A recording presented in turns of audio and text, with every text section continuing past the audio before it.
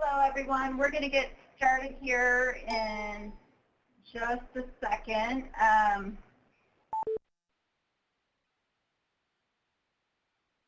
Welcome, everyone. My name is Kelly Rauscher. I am with Cadre, the National Center on Dispute Resolution in Special Education. We are going to have all of you muted temporarily. And we'll be doing a roll call shortly, and we'll unmute you at that time, but to keep any sort of feedback down to a minimum. That's kind of how we're going to do things, and then we'll open things up again at the end for questions. So thank you all for joining us today. And thank you for agreeing to participate in the pilot of your Journey to Self-Determination series and the Facilitator Guide. We really appreciate it. Today at Cadre, we have Melanie Reed. She's our executive director, or our director at Cadre. And Diana Cruz. Anita Ingo. Noella Bernal. And then we also have joining us Amy Breaux, teacher consultant. Yes, Amy has been with us from the beginning. She's one of our design team members, and she's also a retired special education teacher. And she's been a huge help with all of this work. She's been really instrumental in all of it. So we truly appreciate having her. And we also have Dawn Rowe on the phone. Dawn, I think we have you unmuted, so if you want to introduce yourself. Hi there, I'm Dawn Rowe. I'm with the National Technical Assistance Center on Transition and I work at the University of Oregon. And I've been working with these folks for quite a bit, so it's been fun. Yes, and Dawn also has been a huge help with all of this work, and she's also been the primary writer on the Facilitator Guide, which is a substantial resource that goes along with the online modules, and we truly appreciate all of her efforts that has gone into this work. And so now I would like to do a real quick roll call. We don't anticipate too many people joining us on the phone, and for the live webinar part, we kind of anticipate that a lot of people will just be getting the recorded link to the webinar, but can we unmute people and then just have people share who's on the phone with us? One. Good. Tanya, are you the only one that is with us right now?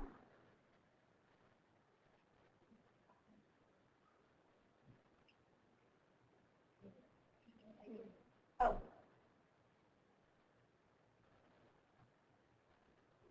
Oh, okay, great, Tanya. Thank you.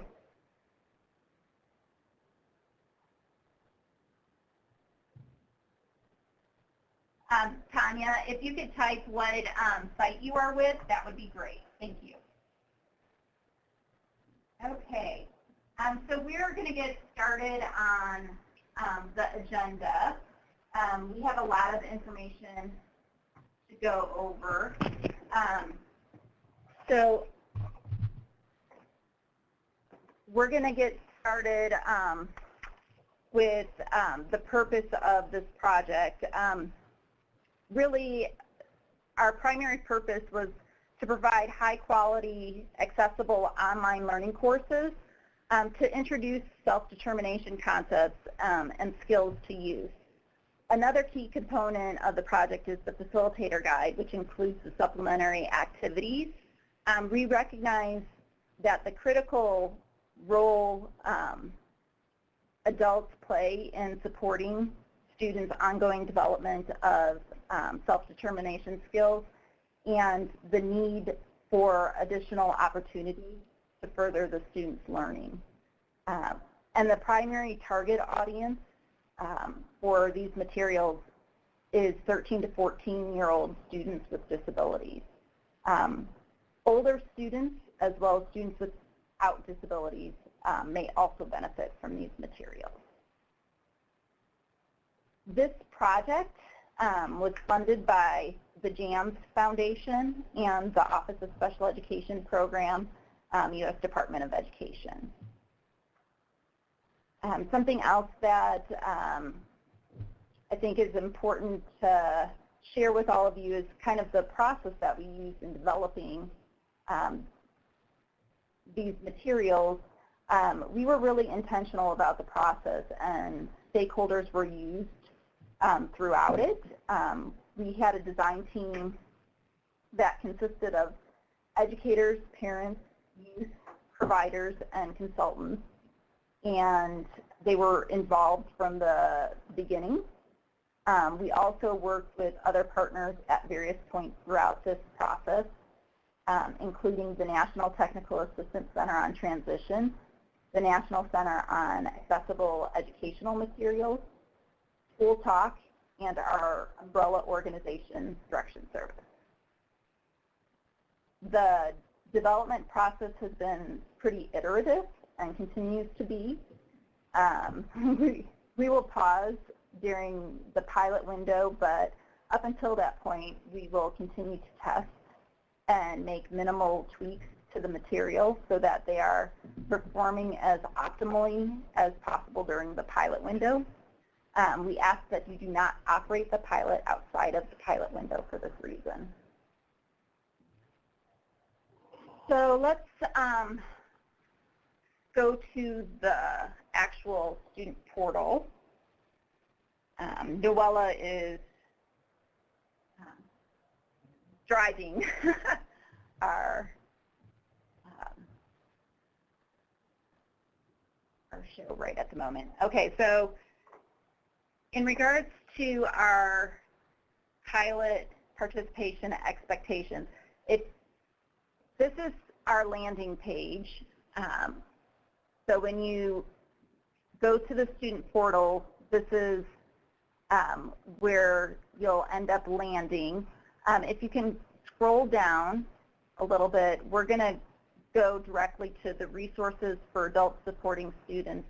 And this is where we're going to house a lot of the pilot information.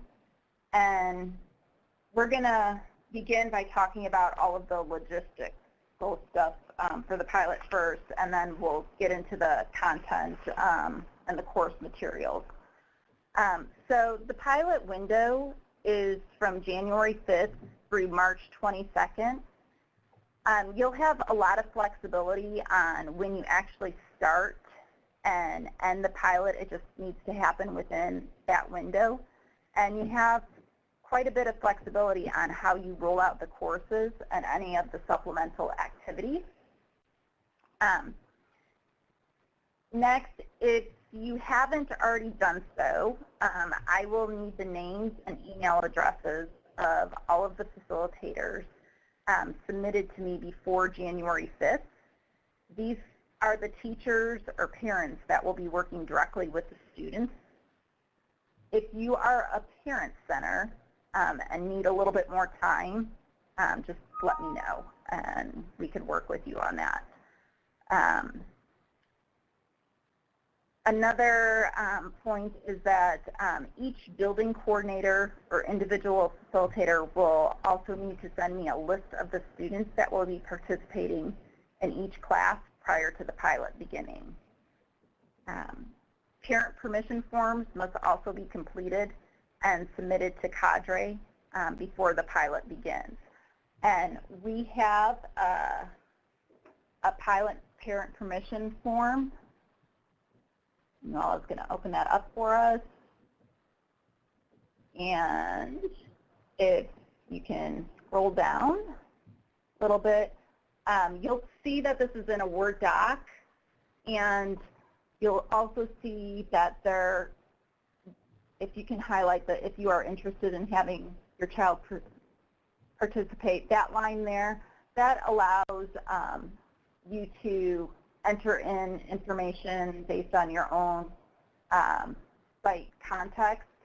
So locally, who is the person that's going to be receiving these permission forms from your parents, and by what specific date do you need them returned by to begin your pilot on time. And then you will be submitting them to me, and it could be via scanned, faxed, or mailed. And so that's just up to you how that's going to get to me before the pilot. And I will send you all that information. I think we have email address and mail address on my signature, but I don't know if we have fax on it yet. I'll have to check that. And then the next point is adult feedback forms. We will also, in regards to some of the data that we need to collect as part of this pilot, we have some feedback forms that we will need you to complete for each course. These are going to be collected through our external evaluator, Courtney Brown, and we will include her email address on our site. We don't have it up there just yet, but we will provide that information to you so you know where to send these forms to. But we will need one of these completed for each course, and they should be pretty easy to complete. We try to not make them burdensome on pilot participants, and so the forms you can really pretty quickly go through, so hopefully they won't be too time consuming. And then you want to go back to the page. The next point is also at the end of the pilot, Courtney will be sending an email to you, and it's a post-pilot survey, or in regards to a post-pilot survey for you to complete. And so that is one. Hello? Hi, this is Neil from E.L. Haynes. Sorry for my tardiness. I'm sorry. What was your name again? Hi, can you hear me? You're breaking up. It's hard to. If you're just joining us, can you please put your name and pilot site location in the chat box, please? That would be great. Thanks for joining us. Thank you. All right. I think those are most of the logistical items. The next, outside of students needing to complete the 6 online courses and quizzes, you as facilitators would also need to complete some supplemental activities from the facilitator guide. But you do have a lot of discretion about how you go about doing it. It really is all about meeting your students where they're at and looking at your own context and what's going to work best for you, and then letting us know how you did it and what you found most helpful. Following the pilot of the courses and any supplemental activities, you will also need to direct students back to their dashboard so they can complete a post-pilot survey. So that's another additional expectation in participating with the pilot. And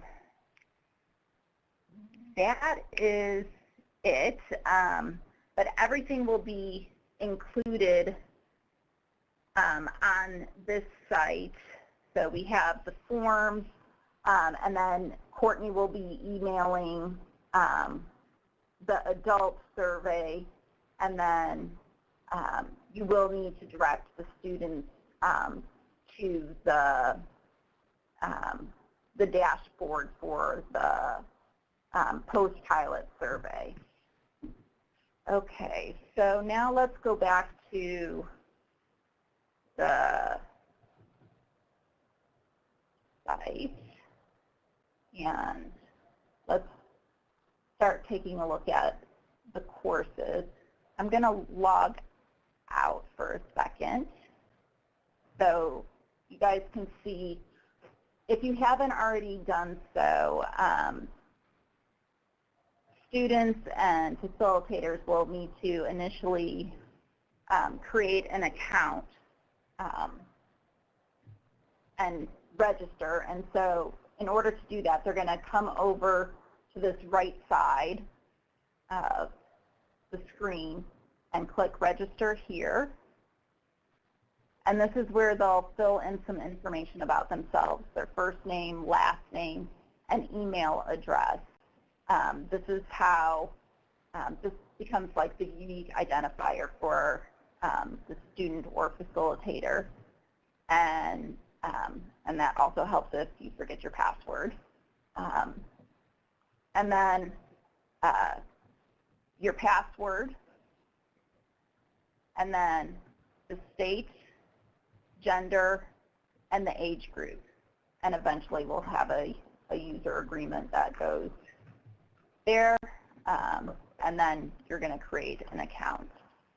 So not a whole lot of information that is going to need to be supplied for you to create an account.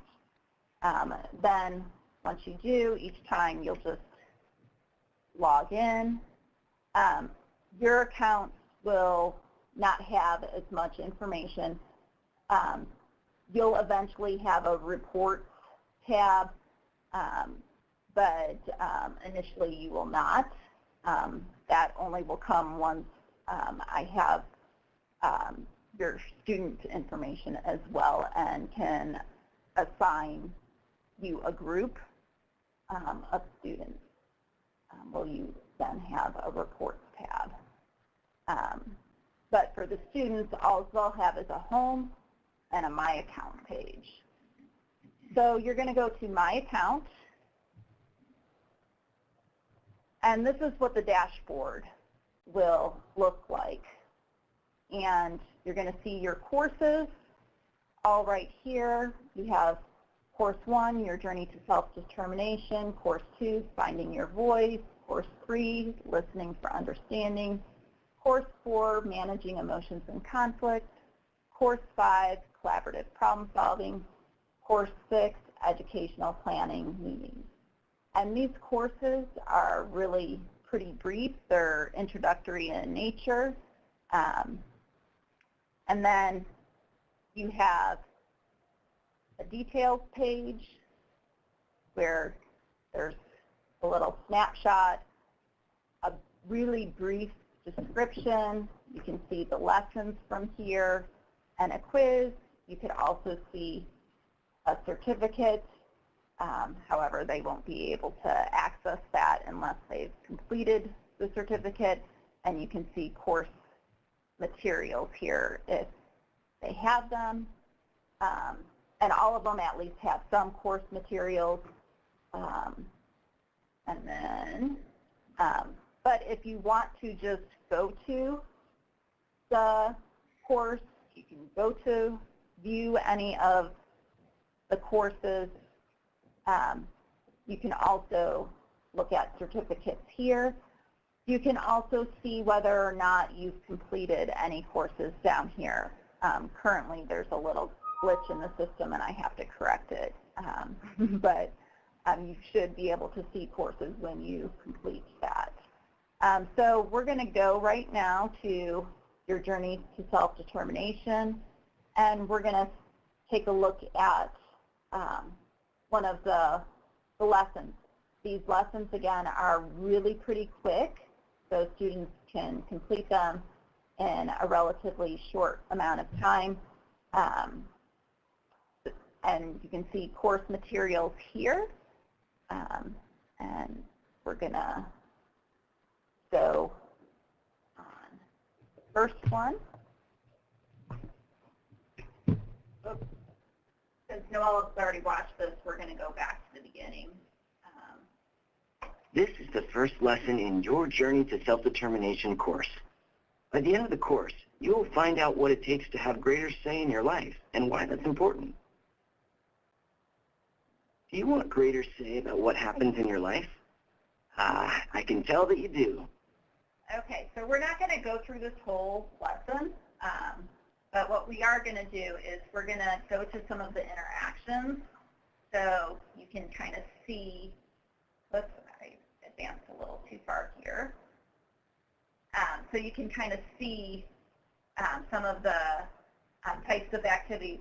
When we have a little icon up in the corner with a finger touchscreen kind of icon here, this shows that there's some sort of interactivity for the student to complete.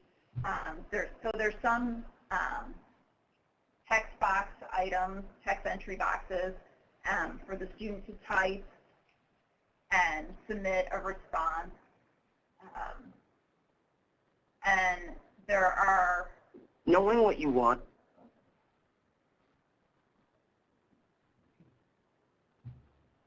There are other activities, a little bit further, that are just really quick knowledge checks where they need to select an option or response. There's some feedback. They also have an option to go back and select another response and see what the feedback would be for that response. Just like before, know how you learn and work. So then they can, we also have, I went a little too far. We also have some interactive options where they can also see some examples. So on this item, there's some additional narration, and then they can see some examples.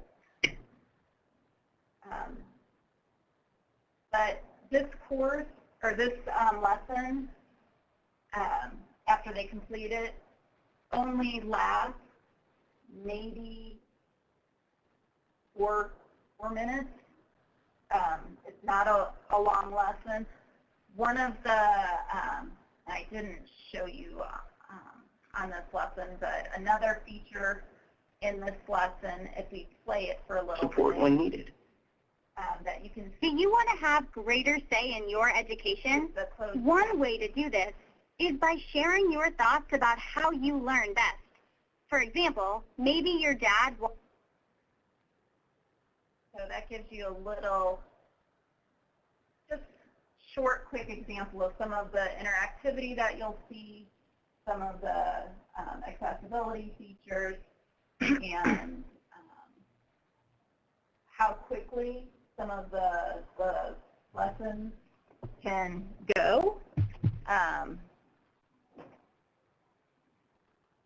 And then when you get to this page, you'll have to wait to make sure that your data is saved and then click to go back to the course detail page. Now, students are encouraged to take the courses or the lessons in the order that they're presented, and we encourage that you direct them in that way as well. But they can select these. They're not restricted in any way to are prohibited to not select these. So just so you know that they can select on any one of those lessons or courses. And then they can take a quiz at the end. Noella actually didn't get a 66%, by the way. I was just playing around in the system. And then I did want to show you the keys to success materials that we have on the side. I'm not sure if the students will actually necessarily click on these, but you can direct the students to these, or you can print them out for them and support the students with these materials. These are quick tip sheets for the students. These really pull out the key terms and ideas from the lessons in the courses, and you might find them helpful resources and reminders for the students as they are progressing through these materials and practicing these skills. Okay, so we'll go back.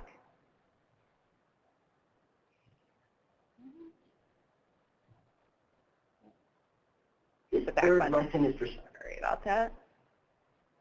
I need to follow the directions here.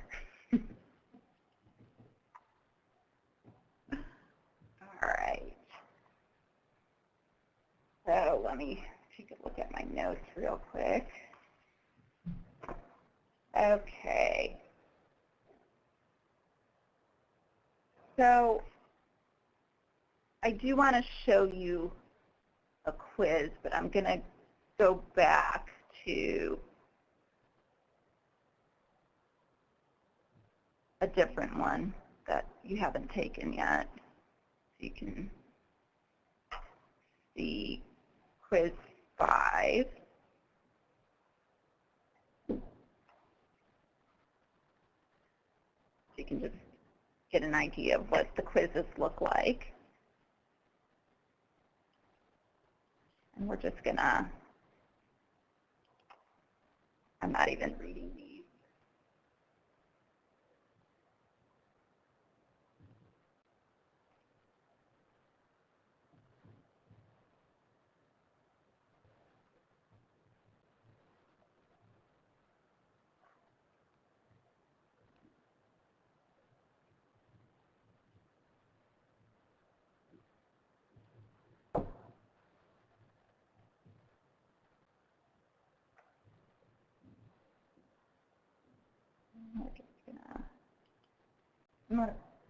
Quizzes are relatively brief.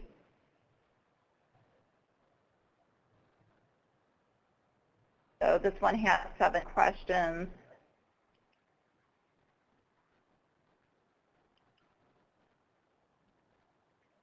And it shows the quiz results. Now, you can review the quiz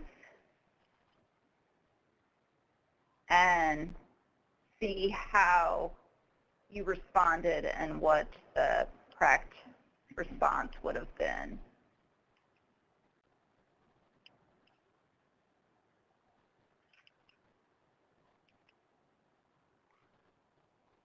And then go to continue.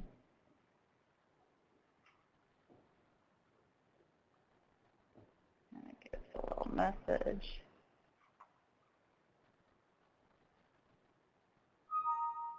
Save. And then you'll see that the score ends up on the dashboard. Okay. So in regards to the data that this system ends up collecting, there is demographic data from that's collected from like the login information, and there will be some information that's collected from the parent permission form that will get entered in as well, because we do want to look to see that that these modules are indeed helping students with disabilities. So one of the questions that we ask in the parent permission form is, does a student have a disability? Does a student have an IEP? And so we do enter that information into the data report, and so that will be some of the data that gets collected. Then we also will be collecting data, or there will be completion data that also gets collected and will be part of the reports. And Noella only has access to demographic data here, so that's all that she is currently able to access right now. But one of the things that we're going to do for all of the facilitators is we are going to create groups for the classes that each of you work with, and you will be able to see your students' demographic data, your students' completion data, quiz results. So you will have your student reports that you are able to see as well once we get that information from you. That's why it's important for you to submit both your class list and your permission forms to us so that we can enter that information into the system, and we can compile that for you. Okay, so that's all of the information that I have to share at this time, but we do have Dawn Rowe on the phone with us, and she is going to share with all of you information about the Facilitator Guide. Oh, I did want to, before Dawn starts talking about the Facilitator Guide, I did want to talk a little bit about accessibility. Accessibility for us is a real work in progress. We've had accessibility in mind from the very beginning on this project, but it is a work in progress. We are testing the modules for accessibility, and we hope that when you encounter any sort of issues or barriers related to accessibility, that one, you let us know what those are, and two, you don't necessarily let it stop you in your tracks, that you potentially consider having students maybe partner with an adult or a peer to overcome some of those accessibility barriers as well. But we are updating materials pretty regularly, especially right as we go up to the time of pilot, because we know that not everything is accessible ready just yet. So I did want to let you know that. So, okay, Dawn, let's get your... Sure. Thank you. So while you're navigating, I will, do you want me to go ahead and start talking? Yes, sure. So, Okay, Kelly, can we give her permission to scroll, or do you want to scroll? can share my screen. He's going to give you. Yeah. All right, hold on one second. I'll share my screen.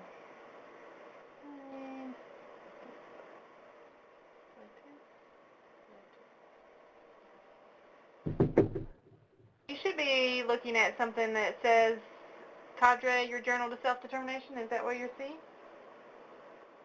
Mm-hmm. Okay, perfect. You're good.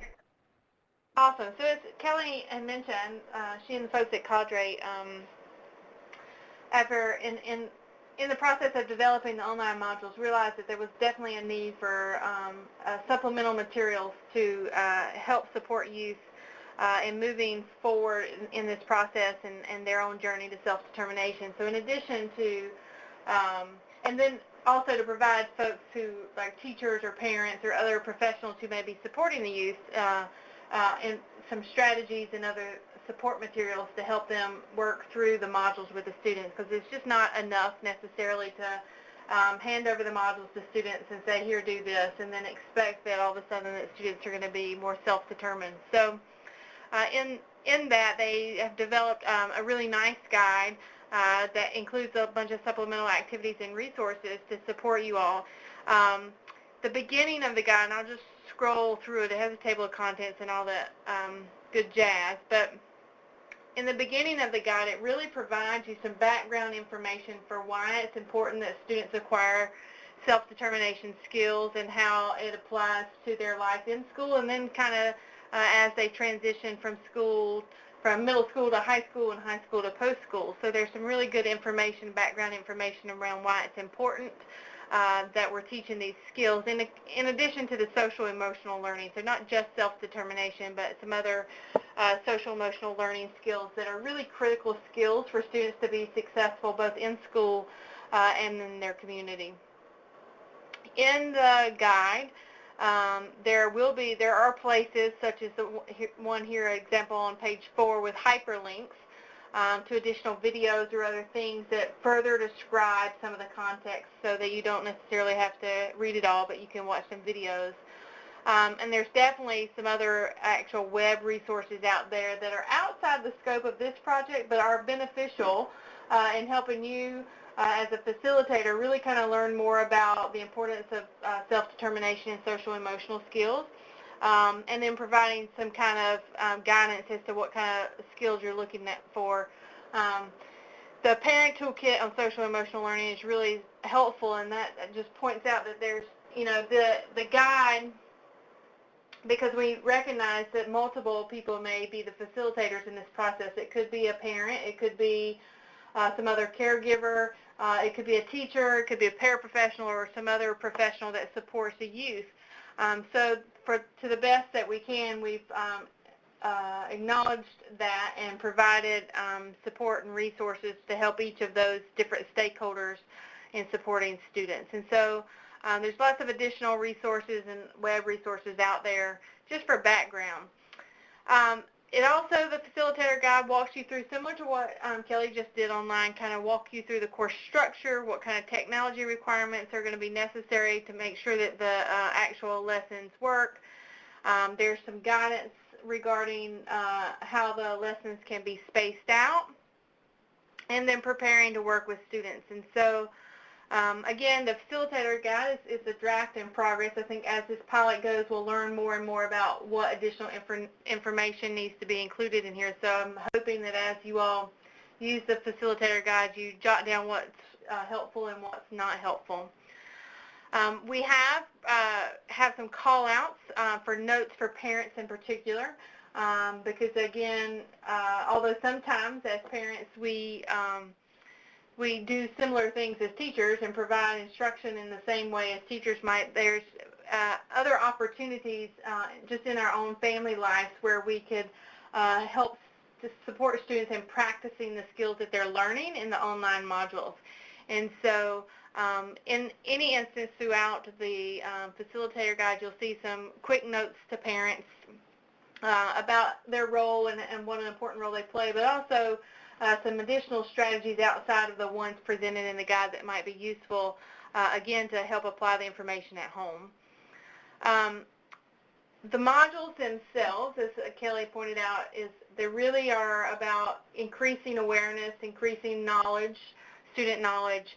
They don't really get to, there's a little bit of application in the lessons with the interactivity and the quizzes, but they don't actually extend to actual application in the real life places. And so some of these supplemental activities that are included in the Facilitator Guide are really to help students kind of go beyond just remembering and understanding, but really starting to apply what they've learned to their real life settings, analyzing their own behavior and evaluating their own behavior, and then creating new ways or new solutions to address problems and other things that occur with educational planning and moving and transitioning from middle to high school and high school to post-school adulthood. So from a teacher's perspective, if you're looking at Bloom's taxonomy, it really, the modules themselves cover remembering and understanding for a good bulk of it, and then a little bit of applying.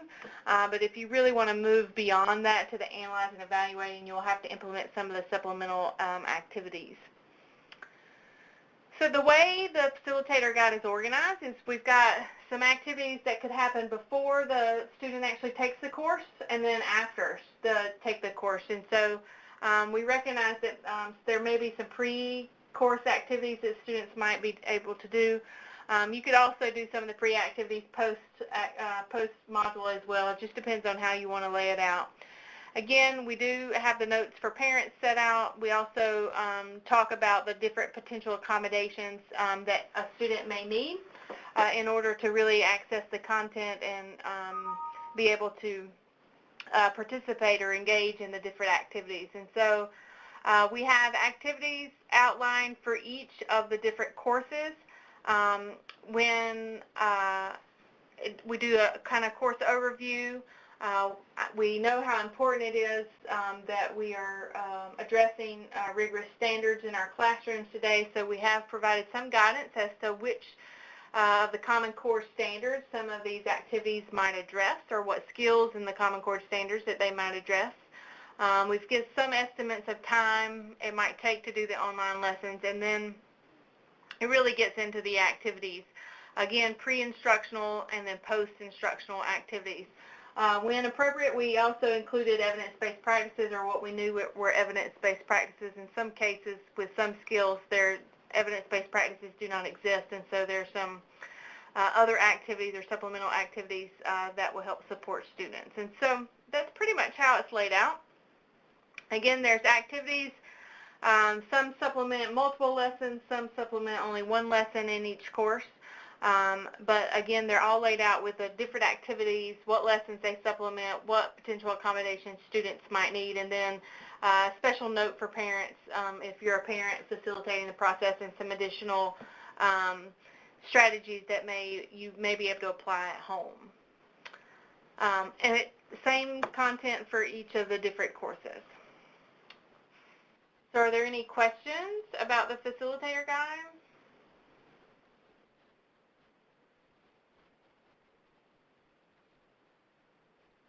So let me go back and stop sharing my screen so that I can see everything, and then y'all can take back over.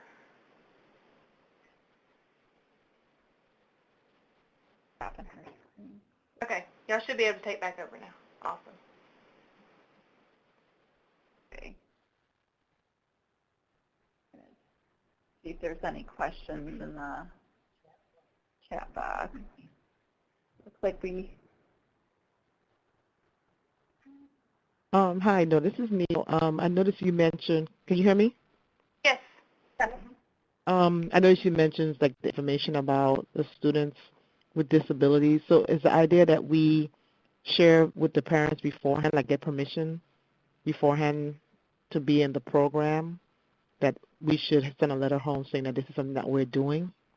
Or is that already built into the program?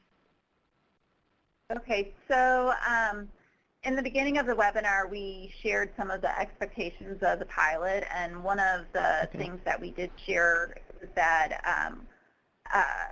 as an expectation is that parent permission forms need to be completed and submitted to cadre before the pilot begins, and we do have template for that. And so it's in a Word document form, and it is on, there is a link on the student portal page that says adult resources. Noella, if you can go back to that page.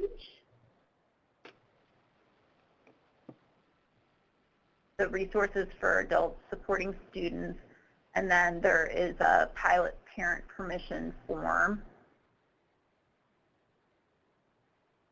This is the form that you'll need to use to send home with the parents, and it explains a little bit about the pilot program, and then we'll need this completed and all of them sent into us, because we need the information from it to include in So our Neo, this will be important so that Kelly and their crew can assign the students to your group, which then will provide you access to the data.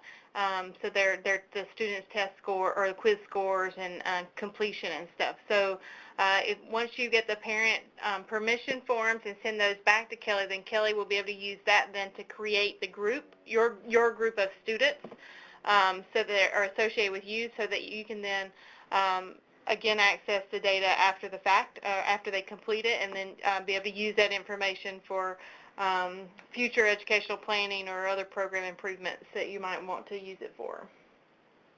Okay. Well, thank you.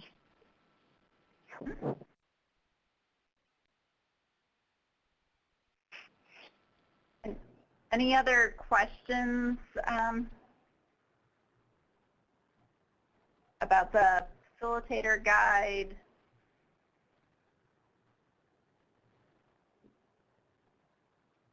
Okay, Amy is going to now share some implementation policy possibilities with us. Good afternoon. I have taught special education for a long time, and I'm a huge proponent of empowering students to participate in their educational planning and progress monitoring. Before, I would have been thrilled to have access to some sort of a course like this for my students. I ended up having to wing practice opportunities for my students in preparation for their participation in IEP meetings. I was very, very successful with using the student-led conference format, and there are some resources available for you in the Facilitator's Guide if you want to try that with your students. It was extremely successful, and it puts a lot of ownership and responsibility on the student and accountability for their learning, and gives them a wonderful opportunity to communicate with their families what they've learned and why they're learning it. I do want to emphasize that after taking the courses this morning, which, by the way, courses and quizzes all told, and a pretty thorough scanning of the Facilitator's Guide and resources took me a total of 2 hours. So I really would encourage you to go ahead and take the courses yourself and take the quizzes so you can anticipate potential areas where you might need to support kids. And I foresee this being really appropriate for rollout in a social skills course, or for class for students who have at-risk behaviors, or if the teacher happens to be teaching study and organizational skills or transition planning, this would fit right in with those curricula. The courses and lessons are clearly sequential, and they build on previously introduced characters and scenarios. So it is important to start at Module 1, Lesson 1, and have students work their way through them. There's lots of room, because the courses are short, to have some sort of introductory activity to do your preset, then have them participate in the online coursework, and then there's plenty of time for debriefing, discussing, and doing some sort of follow-up or supplementary activity. I really appreciate the explicit instruction and examples on social emotional aspects of teenagers' lives at home and in school and the community. I think the scenarios are pretty realistic, and I hope that you will find them to be too. They're based on a growth mindset philosophy, so it takes students from where they are now and hopefully moves them forward. I also am especially mindful of the alignment with Common Core standards or suggested standards, because if you were in a position where you needed to describe or defend your participation to an administrator or to a parent, then that would be extremely helpful to share with them. And those alignments can be used for goal development and for IEP and other progress reporting. And if you get the opportunity to scout out resources on Appendix A, there are some lesson plans and video links and worksheets that can be used with students. You may, of course, because you're creative people or you wouldn't be in this line of work, you may want to create your own activities too. I am a huge fan of role-playing and video modeling. And that allows students to do some of the application and evaluation that is part of the taxonomy that we don't get to address in the actual online coursework. So if you have opportunities to do that, that gives them an opportunity to refine their skills along these lines. And Appendix B has a couple of suggested calendars for instruction that allows for some spacing, because it's important for kids not to get fatigued on the material, and allows you time to focus on other course content that may be a responsibility of instruction or your study, like if you're doing helping students with general education assignments that would not interfere with your ability to meet those goals as well. And I am also available for questions if you have any now, and you will email me, Padre.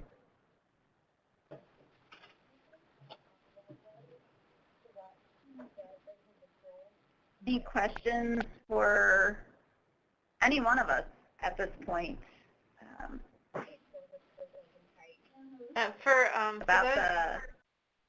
Yeah, I was going to just mention for those teachers out there, there is in the Facilitator Guide kind of,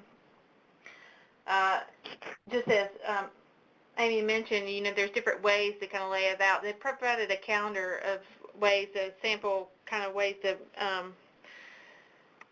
toss out the different examples or different courses so that teachers or the students don't get exhausted too. So I think there's one where you can do them all in like 2 weeks and then maybe over a month or so. So I don't remember exactly. If I were running this, I would probably spread it out over the span of 4 to 6 weeks. Yep. Yeah. Yeah, and I think if you're going to integrate supplemental activities, it's going to take that. So I think that would be important. I know for some schools, you're doing a lot of work around goal setting and problem solving, so the lessons actually will integrate nicely with course content that you're already teaching, depending on what you're doing. So.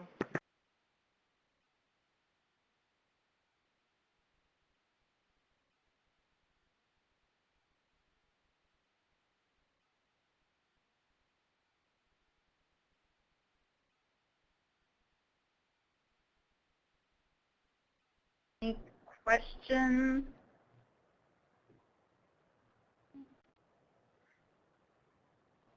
And feel free to contact me at any time.